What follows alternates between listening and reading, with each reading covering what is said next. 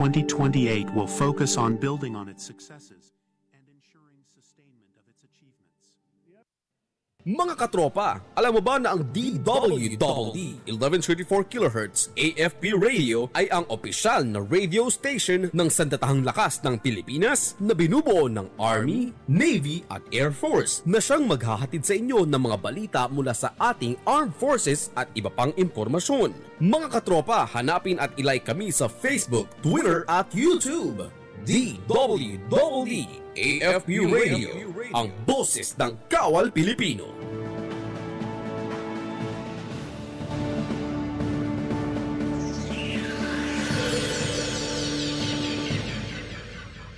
Kayo ay nakatutok sa DWDD AFP Radio.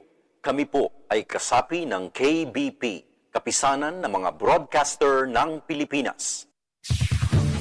Ito ang DWDD 1134 kHz AM. Balita, impormasyon at musika. Ito ang DWDD AFP Radio. Boses ng Kawal Pilipino. Behold the latest military news update. This is AFP Community News, hosted by Rob Suzon every 12 noon, Mondays to Fridays. Only here on DWDD Armed Forces Radio. One AFP for a stronger Philippines.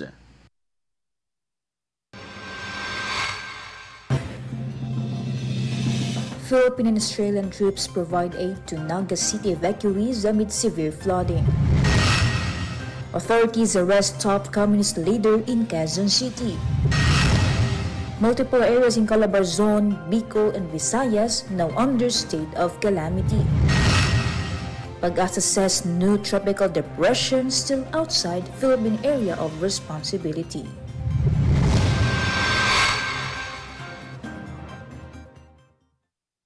Yes, good day everyone, as well as to our troops, and we are broadcasting live here at Camp General Emilio Aguinaldo, Quezon City.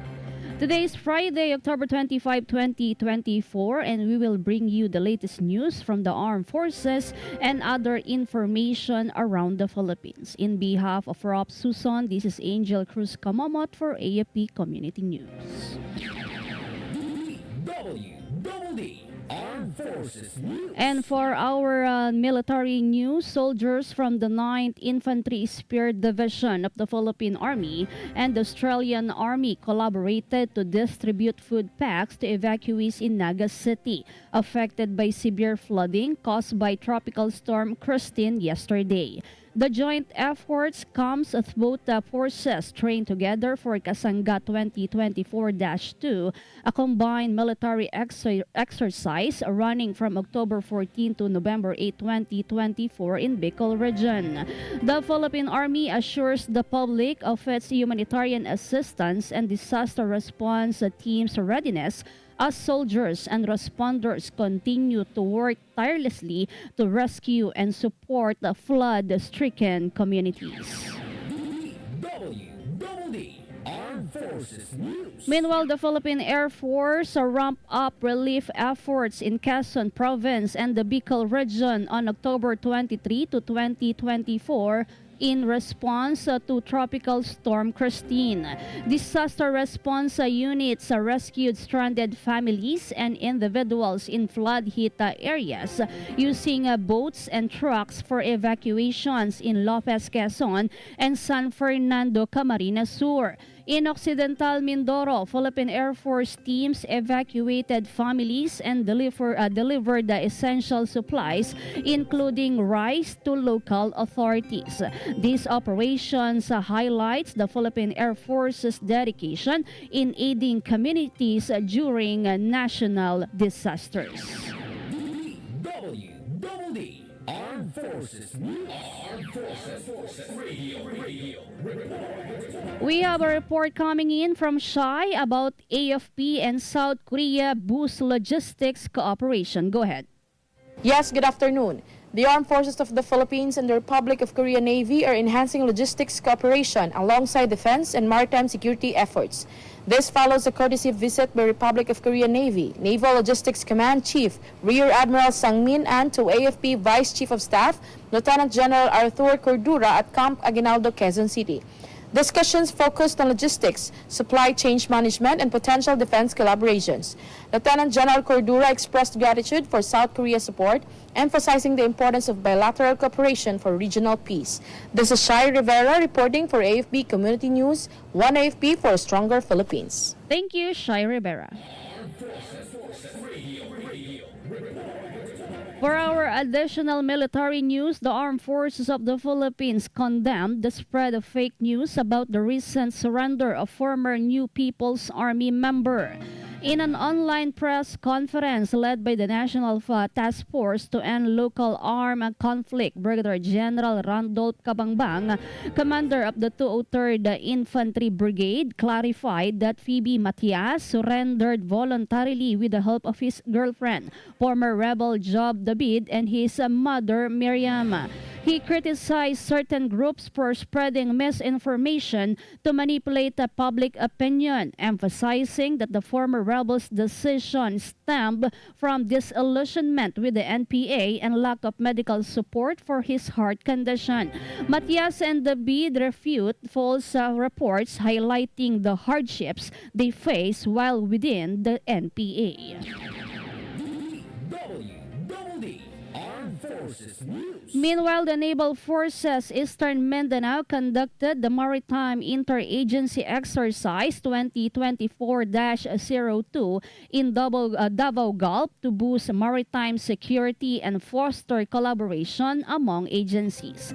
NFEM Acting Commander Captain Junji Tabuada highlighted the exercise as a test of operational readiness and teamwork, emphasizing its importance for national security. The exercise addressing scenarios like resource exploitation and foreign vessel activity involved agencies such as Coast Guard, Bureau of Fisheries, and the Philippine National Police. The exercise showcased interagency cooperation in maintaining peace and security in the region.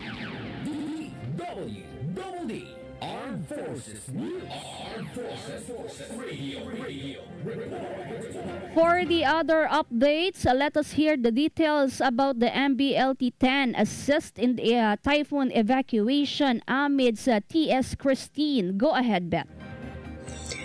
Marine Battalion Landing Team 10 lead a proactive evacuation effort and response to the severe impact of Typhoon Christine in collaboration with the Municipal Disaster Risk Reduction and Management Office, local government unit, and various government agencies. MBLT-10 ensured the safe evacuation of vulnerable residents, prioritizing those in flood-prone and high-risk areas. The unit action highlights their ongoing commitment to disaster response preparedness, ensuring timely assistance and blustering effort to safeguard lives and property during natural calamities. This is Beth Aneta reporting for the AFP Community News, One AFP for a Stronger Philippines. Thank you, Beth Aneta.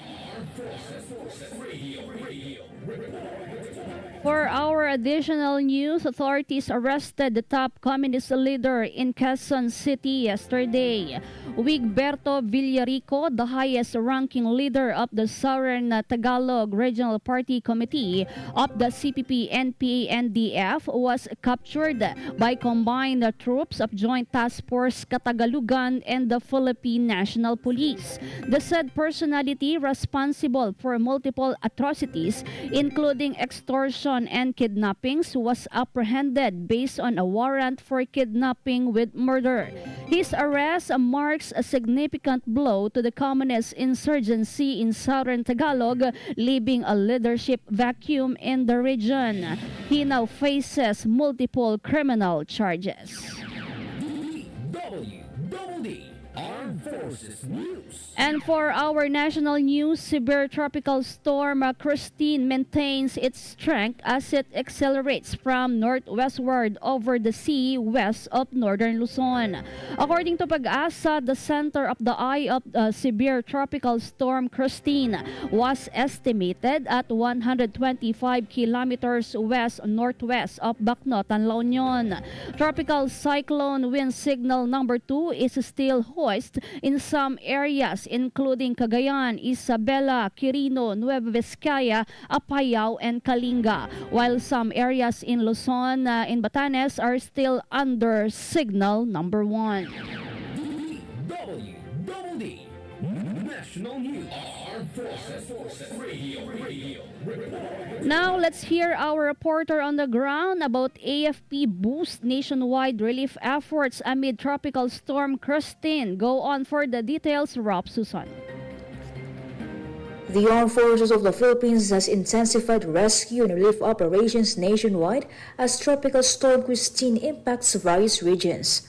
Army and Air Force units are on alert, aiding flood-hit areas like the Bicol region, Samar, and Albay. In Batanes, 14 Air Force reservists fortified homes before the storm, while Tactical Operations Group 5 conducted rescues in Albay. The AFP, in close coordination with local agencies, continues its dedicated efforts to ensure the safety and welfare of affected communities. This is Ralph Susan reporting for AFP Community News, One AFP for a Stronger Philippines. Thank you, Rob Susan. 11th Infantry Division concluded the committee. For our additional news, multiple provinces and towns across the Philippines were placed under a state of calamity. This is due to the widespread flooding, landslides, and damage caused by severe tropical storm Christine. In Calabarzon, Cavite, Quezon Province, Mulanay, Tagkayawan, and Lucban are still under state of calamity. In Bicol Region, Albay, Camarines Norte, Camarines Sur, Sorsogon, Donsol, and Matnog, while in the eastern Visayas, under state of calamity are Samar and Calbayog. DWDD National News. The Department of Education said Thursday 223 classrooms have been destroyed, while 415 have been damaged by Tropical Storm Christine. Education Secretary Juan Edgardo Angara confirmed that nearly 19 million students were not able to attend school over the past 2 days. He said that represents almost 37,000 schools. Among the areas with the highest damaged classrooms includes Eastern Visayas with 77 totally damaged classrooms, the Bicol region with 60 damaged classrooms, and the Ilocos region with 25 totally damaged classrooms. DWDD National News. Armed Forces Radio. On the other line, let us hear more from Leonor about 11th ID concludes a defense training in Sulu.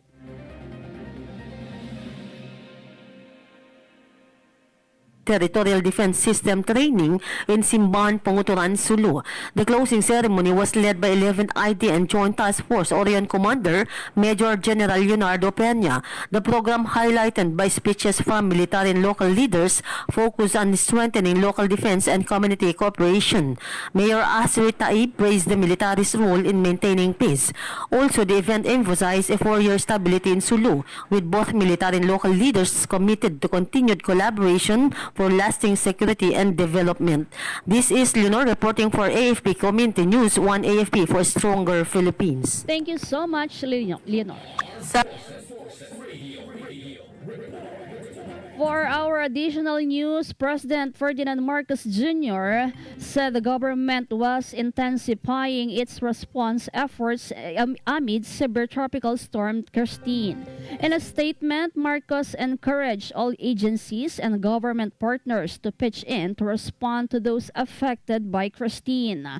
Marcos said the government's priority is to mitigate the damage it may cause and evacuate evacuate those living in hazardous areas. PBBM also assured victims that government help has already reached many places.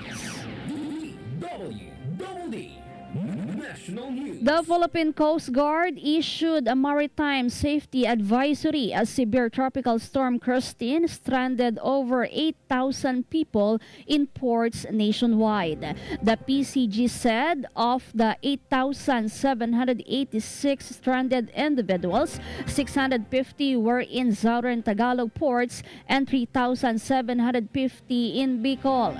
Meanwhile, 1,127 are stranded in eastern Visayas, 1,553 in northeastern Mindanao, 617 in central Visayas, 265 in western Visayas, and 674 in southern Visayas.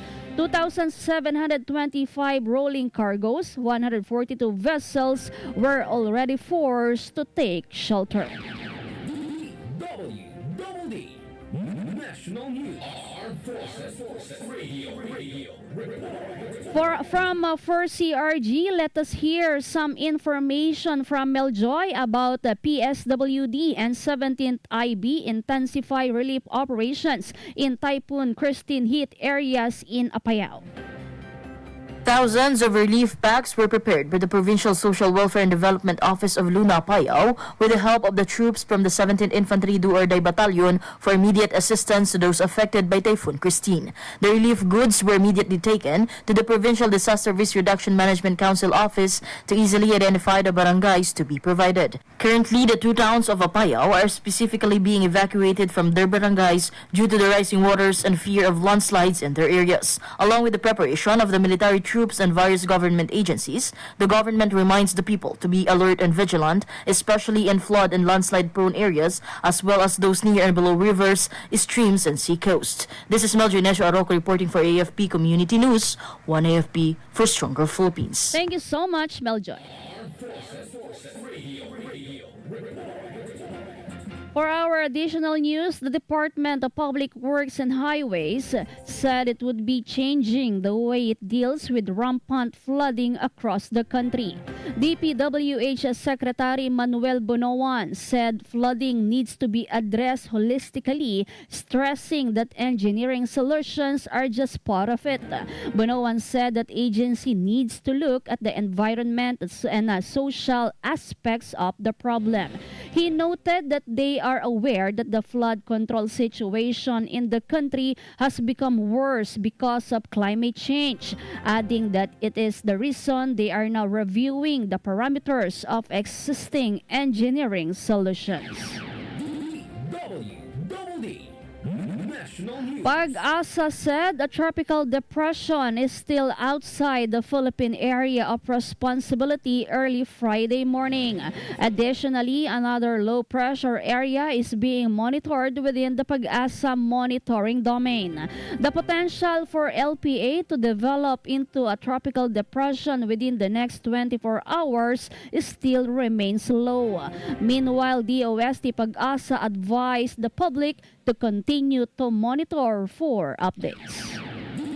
DWDD National News. Armed Forces Radio.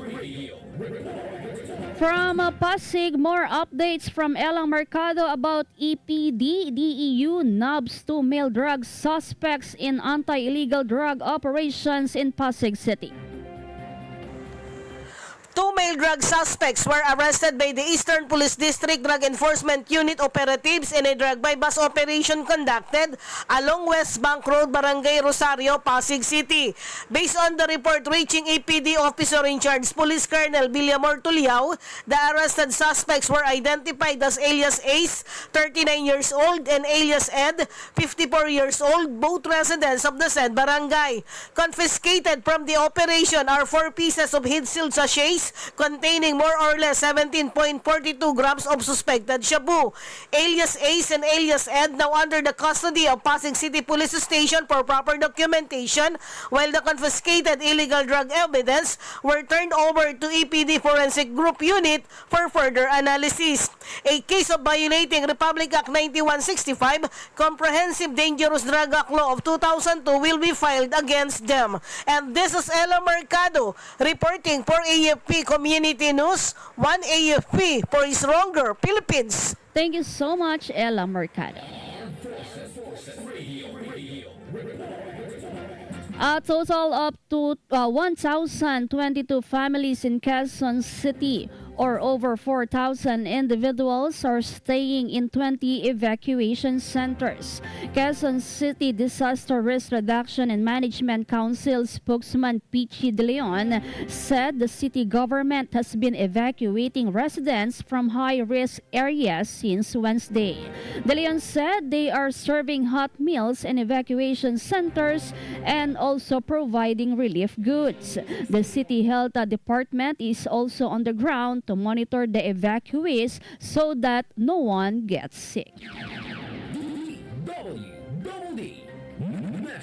Makati Mayor Abby Binay Campos has directed the setting up of evacuation centers for residents affected by the downpour brought about by severe tropical storm Christine. At least 84 families have been given food packs and provided with temporary shelter.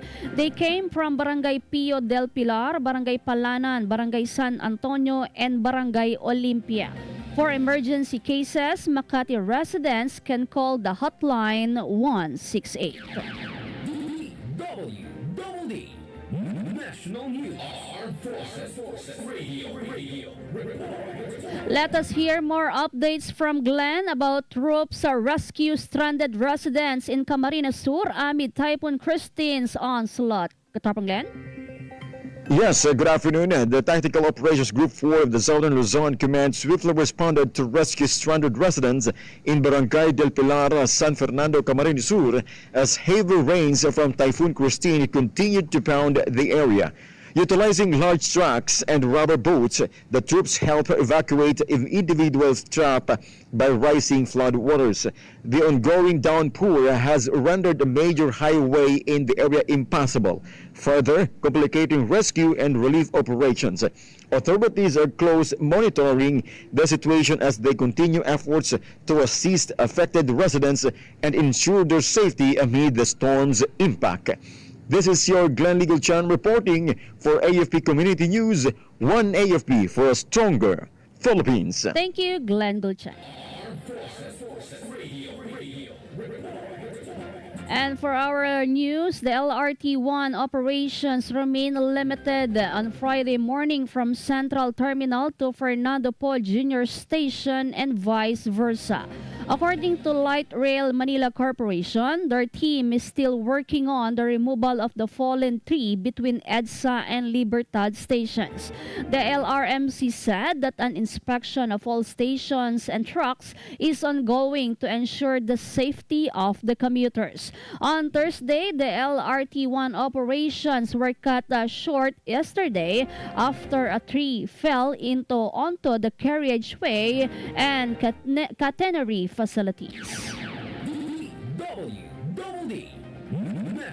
That's all for today's broadcast. Thank you for joining us, especially to our audience in our Facebook page, AFP Radio DWDD.